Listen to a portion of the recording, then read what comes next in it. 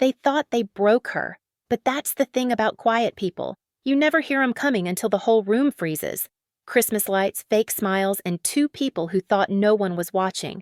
She didn't scream. She didn't cry. She just walked out. And somehow that silence hit harder than any revenge could. Because sometimes betrayal doesn't destroy you. It rebuilds you. Ever been betrayed so bad it made you stronger? Yeah, this is what that looks like. My name is Marissa.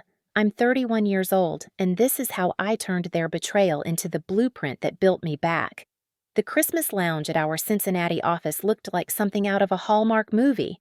Twinkle lights wound around the stair rails and blinked in soft rhythm. Candy canes crowded old mason jars. Someone had set up a table with gingerbread cookies that had gone solid overnight but still made the air smell like sugar and clove.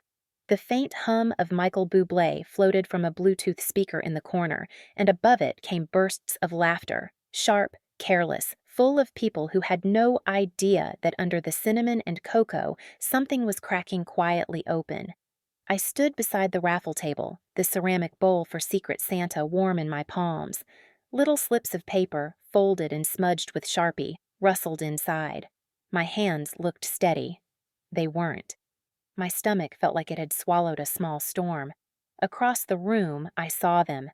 Zach, casual as ever, leaning against the coffee station in that green sweater he thought was ironic. The reindeer tie dangled like a joke only he laughed at. And beside him, Melissa, my friend. Or the person who used to be. She was laughing too loudly, her shoulder brushing his arm like an accident that had practiced itself into muscle memory. They didn't see me watching. They rarely did. Once, I hadn't been invisible to either of them. Zach and I had dated for over a year. We'd met at a 4th of July happy hour the company threw. Plastic cups, lukewarm beer, fireworks trembling over the Ohio River.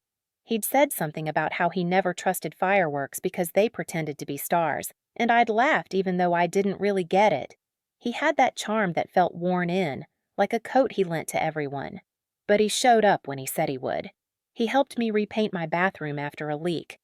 He shook my dad's hand when he came to visit from Kentucky and even remembered his favorite bourbon. Melissa had come long before Zach. We'd shared a dorm room our sophomore year in Indiana, me with my color-coded binders, her with her chaos of sticky notes. I'd coached her through her first internship interview, lent her my navy blazer, and stood outside the office with drive-through coffee when she didn't think she belonged. I told her, "Give it time. You'll own this place one day." I used to mean it as encouragement, not prophecy. 3 weeks ago, something started. Slipping. Zach's texts turned shorter. His eyes skipped past mine in meetings. Melissa's messages grew formal, stripped of our shorthand jokes. I told myself people changed when projects got heavy. But the silence between them in the hallways had too much choreography to be innocent. The night I found out, the office was nearly empty. I'd stayed late to print a revised budget file. The printer jammed again. When I opened the queue, another document sat waiting. Something called Lunch Chat Backup Zach iPhone. I hesitated only a second, then clicked. The screen filled with timestamps and lines of text. Zach. Did she notice at the mixer? Melissa. Not a chance. She thinks we're just being nice. Zach. Lowell. I'm gonna flirt a little so she stays off our backs. Melissa. Sneak into storage room again. Zach. 3 p.m. Usual. At first I didn't understand what I was seeing. My brain refused to match their names to those words, but the further I scrolled, the smaller I became. They joked, they plotted. They talked about me like I was a minor inconvenience in a plan that only needed patience to erase me. I didn't cry. I didn't scream. I just stood there, surrounded by the hum of printers and stale coffee, reading line after line until the text blurred. Then I saved the file, closed everything, walked out. For days after, I moved like someone rehearsing being normal. I laughed when others laughed. I said, "morning," in the elevator. But my mind kept looping the same sentences, like a reel that couldn't eject. Every word I'd read had an echo. It followed me home, to the grocery store, even in my sleep. I started keeping notes, not revenge, not yet, just evidence. Something about writing their words down made them smaller, manageable, containable. The morning of the holiday party, I woke early. The sun was white on the frost outside my apartment windows. My reflection looked older than 31, but sharper too. I put on the red dress I'd bought months ago for the company gala we never attended, brushed my hair until it fell smooth, and told myself I wasn't going there to destroy anyone. I was going to reclaim the space that had been stolen from me. When I walked into the office, everything sparkled. People moved around me with cider mugs and fake snowflakes in their hair. I smiled, nodded, poured myself cocoa, and watched the room breathe in rhythm. Zach was still at the coffee station. Melissa hovered near him, pretending to scroll her phone. Their laughter sounded rehearsed. I felt strangely detached, as if I were watching from behind glass. I had brought my phone, not with a folder named Holiday Truths this time, but a simple email draft addressed to HR. In it were screenshots, timelines, calendar overlaps, copied files, proof not for vengeance but for truth, for my freedom to step away clean. Casey, the intern, waved me over to the raffle table. Her hands trembled with excitement. She loved Christmas, still believed offices were families. I envied her a little. I helped her mix the folded slips, pretending that this was any other year. Then the speaker glitched. Bublé cut off mid-note. The sudden quiet felt like a held breath. I looked around at the glitter and smiles and thought about how betrayal rarely announces itself. It seeps. It stains. It teaches you the weight of your own silence. Melissa's laugh carried across the room again, a pitch too bright. Zach's gaze flicked toward me, then away. And that was when it happened. Not the kind of cinematic reveal you'd expect, but a quiet shift inside me. The understanding that I didn't need them to see what they'd done. I only needed to see myself clearly again. I walked to the printer, checked the tray out of habit. Blank paper waited inside, crisp and untouched. The air smelled faintly of toner and sugar cookies. My heart beat slow, measured. I picked up a single sheet and wrote in pen across the top, "Truth doesn't need an audience." Then I folded it, slipped it into my purse, and turned back toward the noise of the party. Zach caught my eye. "Hey, Marissa," he said, smiling like nothing had ever happened. I smiled back. "Merry Christmas, Zach." And for the first time in weeks, the words didn't taste bitter. Later, when I stepped outside into the cold, snow had begun to fall. Light, uncertain flakes that caught in my hair and melted instantly. The city glowed with window lights and passing cars. I walked without hurry. Every breath made small clouds in the air. Somewhere behind me, laughter spilled out from the office doors, but it no longer reached me. I thought about how easy it is to build your life around people who only rent space in it, about how strength doesn't always look like confrontation. Sometimes it's the quiet act of walking away, carrying only yourself. At a red light, I stopped and looked at my reflection in the dark glass of a store window. The woman staring back looked tired, yes, but she also looked like someone new, someone beginning again. I opened my phone, hit send on the email to HR, and kept walking.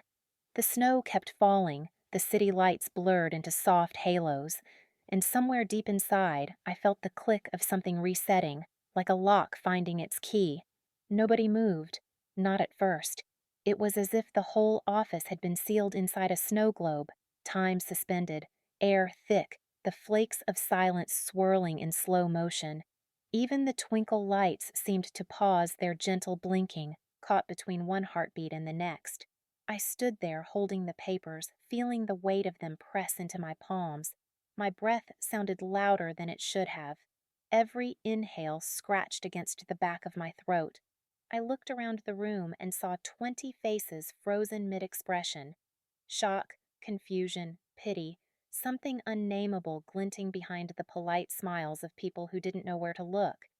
Zach opened his mouth as if to speak, but the words tangled in his throat. His lips trembled on an unformed apology. Melissa turned away, her eyes fixed on the garland hanging above the conference door, as though, if she stared hard enough, it could rewrite what had just happened. I took one step forward, then another. The floor didn't feel steady. My heels clicked softly against the laminate, a sound that suddenly felt enormous in the hush. When I spoke, my voice came out clear. Not loud, not angry, just steady. Looks like someone's secret Santa gift came early. The words drifted through the stillness like a bell tone fading into air. For a long second, nothing happened. Then, a few gasps. A whisper that wasn't meant to escape. Dana from payroll pressed a hand to her mouth. HR's coordinator, Sandra, started to move toward me with that mix of concern and caution people use when they aren't sure if someone's breaking or transforming. But I didn't stop. I wasn't breaking. I was unfolding. I walked toward the front of the lounge where the projector waited from our earlier award ceremony. The cords were still warm from use. I set the papers down on the table, pulled in a slow breath, and connected my phone. The screen flickered to life behind me, a pale rectangle cutting through the colored lights. A folder name glowed in the corner. Holiday Truths. Murmurs rippled through the crowd. I could feel eyes on my back, but I wasn't thinking about them anymore. I was thinking about the hours I'd spent second-guessing myself, the nights lying awake rehearsing the moment I would finally stop shrinking. I opened the first slide. Not evidence of scandal or rumor, just an excerpt of the messages I had discovered, stripped of mockery, stripped of cruelty, showing the bare facts. Enough to be honest, not enough to wound. The air felt heavy. Zach stared at the screen, jaw tightening. Melissa swallowed hard, her face pale. The lines glowed like frost patterns, clear and cold. I turned slightly so the room could see me. I found these a few weeks ago, I said quietly. It wasn't just about words. It was about respect, about trust, about what happens when those disappear. I clicked to the next slide, a simple calendar view, color-coded boxes that overlapped when they shouldn't have. No accusations, just time and truth side by side. Someone shifted uneasily.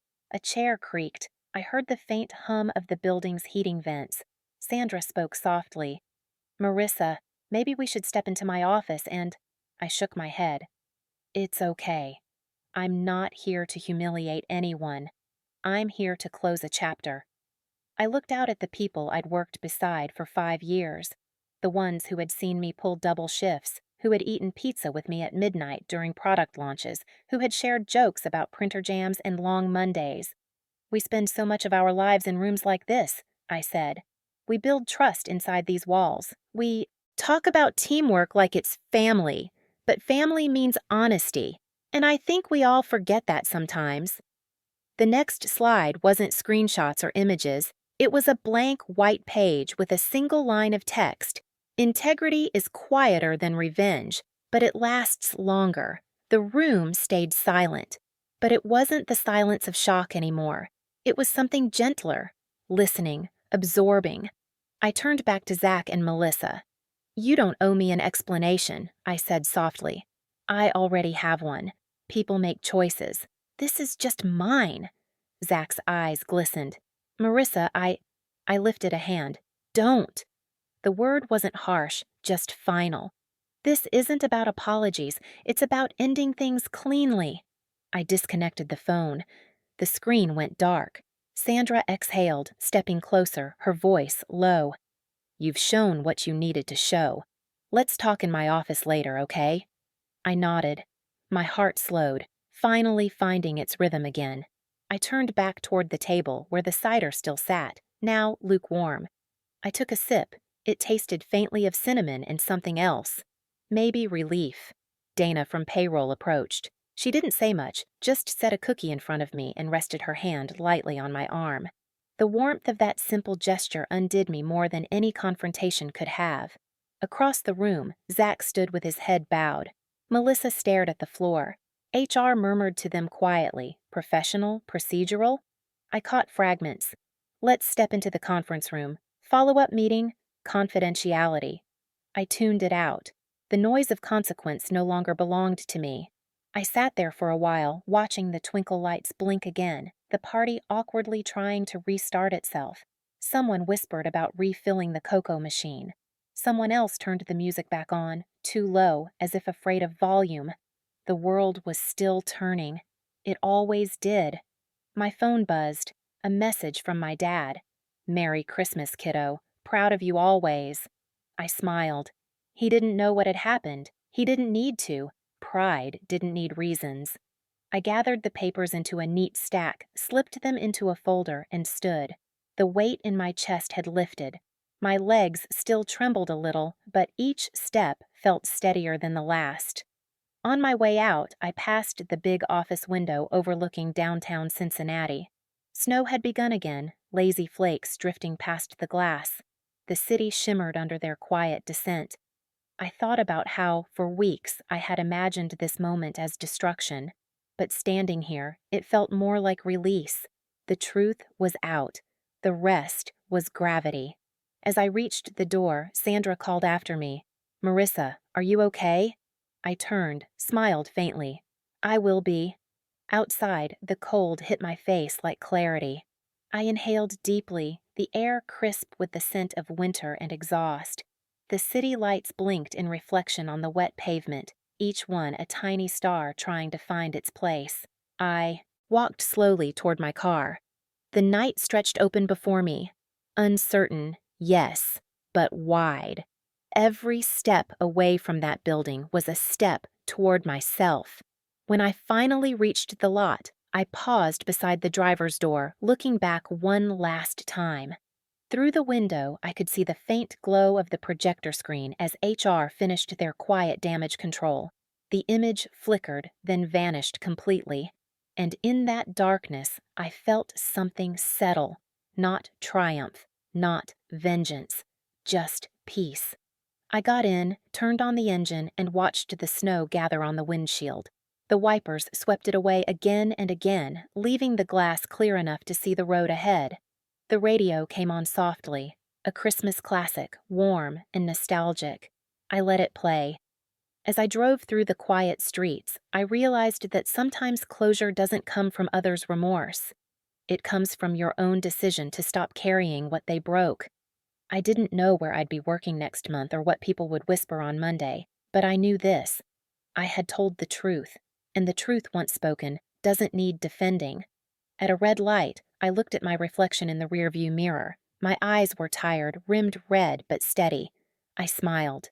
For the first time in a long time, I liked the woman looking back. The light turned green. I drove on.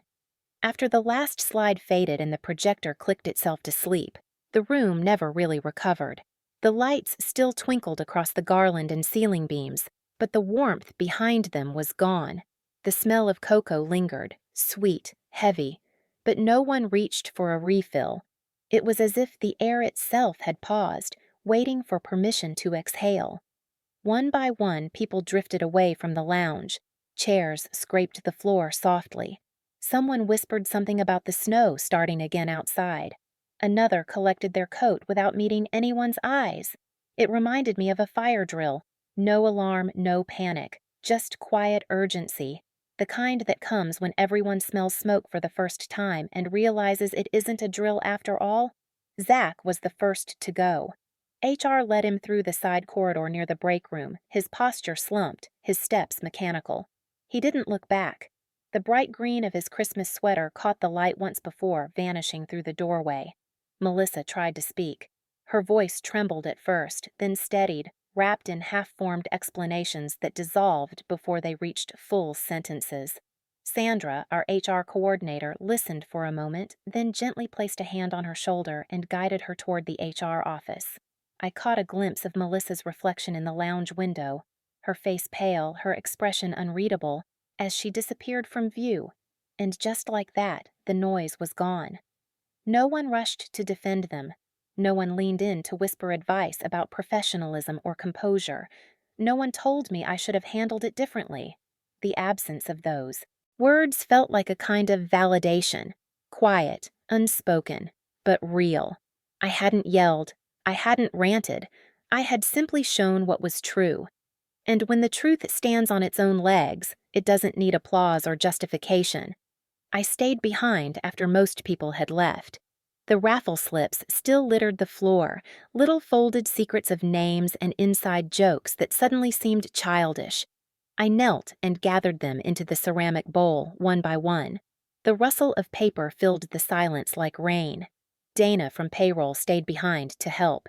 She didn't say much, just moved beside me, stacking cups, wiping down the table. After a while, she glanced up and offered a small smile. "You okay?" I met her eyes. "Getting there." She nodded. "You did what most of us are too scared to do." I didn't answer. I wasn't sure what to call what I'd done, bravery or necessity. Maybe both. When the room was clean again, I went back to my desk. The office looked different somehow. The fluorescent lights hummed like they always did, but the space felt bigger, emptier, yet easier to breathe in. My phone buzzed on the desk. A message from Zach. "Please talk to me. Please. I messed up, but I still love you." I stared at it for a long moment, not because I wanted to respond, but because the audacity of it stunned me. How easy some people make the word love sound, like an apology big enough to erase everything it touches. I didn't reply. I didn't delete it either. I archived it quietly, like a document that had already been filed under done. Then I powered the phone off. The next morning, HR sent out an email to all staff, formal tone, neutral subject line. Update, internal review procedures. The message was short. Due to recent violations of company ethics and misuse of internal systems, certain employees are under investigation. All pending promotions and nominations are temporarily suspended pending review. No names, no details. But the office knew. It didn't take much for news to spread here. Truth always had a way of traveling faster than rumor when it was finally allowed to breathe. By noon, my inbox began to fill. Messages from people I'd barely spoken to before. Some short, powerful. Respect. "I'm sorry you went through that." Others longer. Confessions of suspicion, of silence, of guilt for looking away when things didn't add up. Words of support, even gratitude, like what I'd done had reset something unspoken in the company's air. One message stuck with me. "You reminded us that quiet people aren't weak. They're just waiting for the right moment to speak." Around 3 o'clock, Darren, the director, stopped by my desk. He had a coffee in hand and the weary expression of someone who'd been on too many calls already that day. He didn't mention the projector. He didn't say Melissa's name. He didn't even look at the printed reports still stacked neatly beside my keyboard. But something in his face had changed. He rested his hand on the cubicle wall and said, "If you're ready, I'd like to meet next week about the regional campaign. Your deck, the original one. It's strong work. You built something solid, Marissa." His tone wasn't pity. It was respect. I looked up and smiled. "I'm ready." And I meant it. Because this wasn't about Zach or Melissa anymore. It wasn't about betrayal or justice. It was about remembering who I'd been before I started shrinking myself to fit other people's comfort zones. Silence isn't strength. Clarity is. And I had never felt more clear. By Friday, HR sent another notice. The formal kind that tries not to sound like a storm, but still shakes the walls. Zach had resigned. Melissa was on probation. Her Employee of the Quarter plaque was removed from the wall near the front desk. My name quietly replaced hers on the project files in the shared drive. There was no apology, no late-night voicemail asking for understanding. Good. I didn't need closure from them. Peace doesn't come packaged in regret. That weekend, I went to the small cafe across from the river, ordered peppermint tea, and sat by the window as snow fell in soft waves outside. For the first time in months, my thoughts were quiet. I watched people pass by, bundled in coats, laughing, carrying shopping bags, and realized that the world outside my little orbit had kept moving all along. It was time I joined it again. Monday morning, I arrived at the office early. The air smelled of pine from the fake wreaths still hanging around the doors. Dana and Kelsey from reception were already there, rearranging a few leftover decorations. "We're doing a second Secret Santa," Kelsey said, smiling. "A do-over." I nodded, setting my bag down. "I think we all deserve one." We played soft music this time. No raffle slips, just numbered boxes and small gifts wrapped in gold paper. Laughter returned, not loud or forced, but real, the kind that sounds like healing. When it was my turn, I picked up a small gift labeled with a number that matched my sticky note. The ribbon shimmered under the lights. I untied it slowly, savoring the sound of paper tearing. Inside was a leather-bound notebook, smooth and simple. No tag, no signature. On the first page, written neatly in blue ink, was a quote. "She didn't ruin them. She just stopped protecting them." I ran my thumb over the words. The handwriting looked familiar, but I didn't need to know who it was. Maybe Dana, maybe Kelsey, maybe someone else who'd been watching quietly. I looked around the room. No one claimed it, but I saw the exchanged glances, the quiet, knowing kind. The kind that says, "We saw, we understand." I smiled, closing the notebook carefully. For once, I didn't need to narrate the ending. The story was already rewriting itself in real time, one calm, steady breath at a time. Later, when I left the office, the snow had started again, soft and weightless, covering every footprint from the morning. The city looked cleaner that way, renewed. I pulled my coat tighter, slipped the notebook into my bag, and walked toward the train station. For the first time since everything began, the cold didn't bite. It felt bracing, alive. A reminder that endings and beginnings often share the same air. Over the next few weeks, something subtle began to change. Not suddenly, not with grand gestures or announcements, but like the slow shifting of light through a room when morning turns to day. People started smiling at me differently. It wasn't pity anymore. It wasn't curiosity or discomfort either. It was something steadier, respect. It showed up in the small ways first, the quiet ways. Invitations to meetings that used to happen behind closed doors suddenly included my name. When people asked for my input, they didn't interrupt halfway through. They waited, listened, took notes. My name appeared at the top of project summaries, not at the bottom in fine print. It was as if clearing the air, dragging truth into the open, had let everyone breathe cleaner. Not just me. The office felt lighter, less guarded. People laughed more easily again, but the laughter had a different texture now, less forced, more genuine. And underneath all the noise of work and progress, something else was happening too. Something quiet and deeply personal. I was rebuilding myself. Not publicly. Not with some grand transformation arc. Just quietly. Brick by brick. I started journaling again. It had been years since I'd filled a notebook with anything other than meeting notes or to-do lists. Now, every night before bed, I wrote one page. Sometimes just a sentence. Sometimes more. I didn't write about the betrayal, not directly. I wrote about stillness, about learning to take up space again, about what it felt like to reclaim my own voice after handing it to other people for too long. The pages began to fill, not with anger, but with clarity.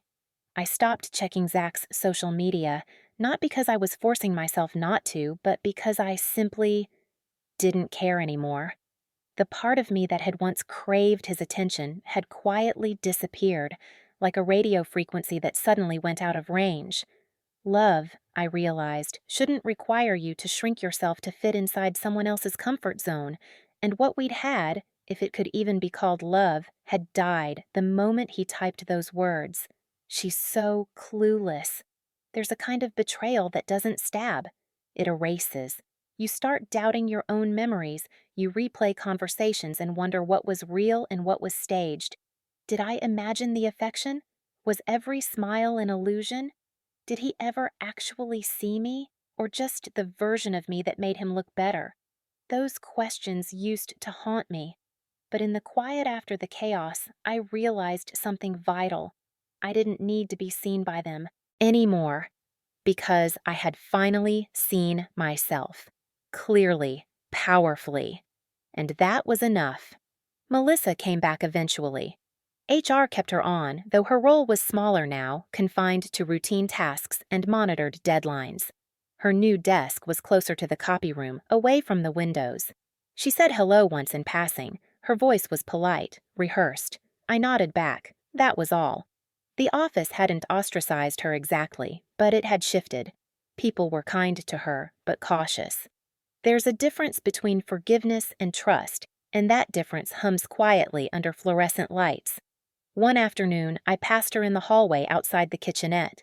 She was standing by the fridge, staring at the water dispenser like she'd forgotten what she came for. When she saw me, she straightened. Our eyes met. For a moment, the air between us filled with everything unsaid. Her mouth opened slightly, like she wanted to speak, maybe to apologize, maybe to explain, maybe just to ask for some version of peace. But I didn't stop walking, not because I was angry, but because I was done. Some betrayals don't leave bruises, they just leave silence. And sometimes silence is the only language that feels honest. A week later, I got a call from the regional headquarters in St. Paul. The HR tone was formal, but warm. They'd seen my work. They wanted to offer me a position overseeing campaign strategy, full-time, leadership, long-term. It wasn't a trial or a temporary placement. It was trust in motion. The offer came with a pay raise, relocation support, and the promise of a fresh start. I didn't hesitate. I didn't overthink it. For the first time in a long time, saying yes felt simple. My last week in the Cincinnati office was quiet. I stayed late most nights, finishing reports, transferring files, tying up loose ends. My desk emptied piece by piece until all that was left were a few pens, a chipped ceramic mug, and a tiny cactus that Melissa had given me long ago. The plant had started to wilt, its edges browned. I considered taking it but changed my mind. Some things don't survive the transition, and that's okay. I left it behind, not as a statement, but as a letting go. On my final day, I zipped my coat, slung my bag over my shoulder, and turned toward the door. That's when Dana appeared, holding 2 paper cups of coffee. She smiled and handed one to me. "For the road," she said. I laughed softly. "You're the only person who knows I like it black." "Some of us pay attention," she said, her eyes kind. Then she leaned in and hugged me. "You didn't just survive, Marissa. You shifted the air in this place. You reminded us what it looks like when someone stands their ground." Her words caught me off guard. I shook my head. "I didn't do anything special." Dana pulled back and met my eyes. "Exactly. You just told the truth. That's what made it special." I felt something tighten in my throat, a small ache that wasn't sadness exactly. Just release. Closure doesn't always look like celebration. Sometimes it's just the quiet knowing that you did the right thing, even when no one asked you to. We said our goodbyes. She walked back toward accounting. I headed for the elevator. The doors slid open with their usual mechanical sigh. I stepped inside, pressed the button for the ground floor, and watched the numbers count down. As the elevator descended, I caught my reflection in the brushed metal doors. The woman staring back didn't look angry anymore, or fragile, or unfinished. She looked whole. When the doors opened, I stepped out into the lobby where a few coworkers lingered near the exit. They waved. I smiled back, simple, unspoken gratitude passing between us. Outside, the cold hit my face like a clean slate. Snowflakes drifted in lazy spirals, catching the faint orange glow of the streetlights. I pulled my coat tighter, tucked my scarf closer to my chin, and started walking toward the parking lot. The city was quiet that evening. Cars moved slowly, tires whispering over slush. In the distance, the river shimmered beneath the faintest glow of twilight. For a long moment, I just stood there, breathing it in, the scent of winter air, the sound of something ending and something else beginning. As I reached my car, I looked back once at the building that had been both battlefield and classroom. Behind its glass walls, I could see the faint reflection of lights still flickering in the lounge. Life went on. It always does. I smiled to myself. The past didn't need rewriting, it just needed releasing. Then I got in, started the engine, and let the heater fill the silence. My phone buzzed with an email notification, confirmation of my relocation details. I opened it, scanned the words, and smiled again. The road ahead wasn't mapped yet, but for once, I wasn't afraid of not knowing, because I'd learned something powerful in those quiet weeks after everything fell apart. Strength isn't about holding your ground. It's about knowing when to walk forward without needing anyone to follow. The morning I left for St. Paul, the sky was a washed-out silver. Frost glazed the edges of the driveway, catching the light in thin threads that looked almost delicate. My breath hung in the air, pale and slow, as I stood there holding one last box against my chest.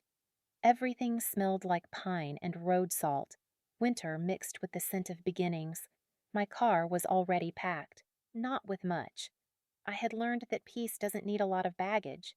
Inside were the things that mattered most: a folder containing my real work, the pieces I'd built with my own hands, the anonymous leather notebook with its quiet reminder of strength, a new navy coat bought with the bonus I had finally earned, my bonus, and one sealed envelope that held the printed chat logs. I didn't keep them for revenge or nostalgia. I kept them as proof of survival, of who I became when everything I trusted fell apart. The highway north shimmered under the morning sun, half frozen, half thawing. As the miles blurred behind me, I felt the weight of Cincinnati slide off my shoulders, replaced by something lighter, uncertain, but open. I rolled the window down halfway despite the cold. The air stung my face, but it felt clean, bracing, alive. My new apartment was small but warm, hardwood floors that creaked under every step, a crooked kitchen cabinet that wouldn't quite close, the kind of imperfections that made a space feel real. From the window, I could see rooftops dusted in snow, chimneys breathing out slow curls of smoke. It looked like a postcard, but one written just for me. The silence here wasn't empty, it was earned. That first night, I unpacked slowly. A lamp, a stack of books, a single photo of my dad and me at the Kentucky Fair when I was 10. I placed the cactus pot on the windowsill, an empty space where it had once been, and decided not to replace it. Some things belong to old chapters. When I went to bed, I lay still for a long time, watching the shadows of snowflakes pass across the ceiling. For the first time in months, I wasn't replaying old conversations in my head. The past had finally stopped echoing. My first day at the new office felt like stepping into clean air after a storm. The building was bright, all glass and pale wood, with art from local photographers lining the hallways. I wore gray slacks, a navy blazer, and a white scarf that caught the light. It wasn't armor. It was just me. People greeted me with curious smiles. No one whispered. No one tilted their head with that mix of sympathy and gossip I had grown used to. To them, I wasn't the girl who exposed anyone. I was simply Marissa, the new campaign director from Cincinnati. I learned their names quickly, learned which coffee machine actually worked, where the window light was best around noon, who kept emergency chocolate in their desk drawer. It felt normal. Peacefully, beautifully normal. At lunch, I sat by the window with my sandwich and watched the snow drift past. The city outside was quieter than Cincinnati, more deliberate in its rhythm. There was a bakery across the street with a red awning that steamed its windows with sugar, a little bookstore beside it. I made a note to visit both that weekend. When the day ended, I stayed behind for a few minutes, looking around the new office. The faint hum of computers, the glow of monitors, the smell of coffee grounds. It wasn't glamorous, but it was a place where I could begin again. A few days later, an email arrived from the Cincinnati HR department, a polite formality confirming final closure. Zach's resignation had been processed. Melissa's file now listed performance under review. The campaign credits were officially updated with my name listed first. Reading it, I didn't feel triumphant or vindicated. I felt something quieter, a kind of completion, the sense that a door had finally closed all the way. I deleted the message after reading it once. Some endings don't need to be bookmarked. Weeks passed. My new team began to trust me. I started waking up before my alarm, not from anxiety, but from excitement. The projects were challenging and collaborative. I felt useful again, not just competent, but creative. The days grew longer. The snow melted, leaving streaks of brown slush that soon gave way to tiny patches of grass. I started running again in the mornings, tracing the park paths that cut along the river. My breath turned to mist in the cold, my heartbeat steady in my ears. Each run left me lighter. Sometimes I'd come home, shower, and pour tea, then open the leather notebook. The pages had filled quickly. Notes about leadership ideas, sketches of campaign slogans, fragments of thoughts about what forgiveness might really mean. I'd reread the first page often. She didn't ruin them. She just stopped protecting them. It wasn't bitterness anymore. It was truth, the quiet kind that doesn't need to shout. One Friday night, I came back late from work and found an envelope in my office mailbox. No stamp, no name, just clean handwriting in black ink. Inside was a single card. "They called you the storm," it read, "but you were the warning they ignored." I smiled, small and real. Whoever wrote it understood something most people never would. I slipped it into the leather notebook beside that first quote, then closed it gently, because I didn't need any more closure than that. Sometimes peace isn't loud or cinematic. Sometimes it's just the steady rhythm of ordinary days, a mug of coffee, an email sent on time, a night where sleep comes easily. I thought about Zach and Melissa once in a while, not with anger, but with distance, like remembering characters from a movie you've long since stopped watching. They had been part of my story, but they weren't the story. I was. The chat logs I kept, the sealed copy, stayed untouched in the bottom drawer of my desk. A reminder of boundaries crossed, lessons learned, and how far I'd come. Proof not of pain, but of perspective. One evening, as twilight poured gold light over the city, I stood at my window and looked out over St. Paul. The streets shimmered with thin ice, headlights weaving between them like moving stars. My reflection in the glass looked softer now, the hard edges of grief finally worn smooth by time. This was my life now, my work, my peace, my own name on the things I built. I thought about all the women and men who'd written to me after Cincinnati, the quiet messages that had landed in my inbox, thanking me for choosing truth over silence. I never replied to most of them, but I read every one, and I hoped they knew that courage doesn't always look like confrontation. Sometimes it's just choosing yourself. That night, I opened the window a crack and let the cold air drift in. Somewhere outside, church bells rang the hour. I breathed in deeply, feeling the quiet, feeling the stillness I'd fought so hard to earn. The past had ended. The future was waiting, and I was finally, fully ready to meet it. If this story struck a chord, hit like, subscribe, and tell me what you think in the comments.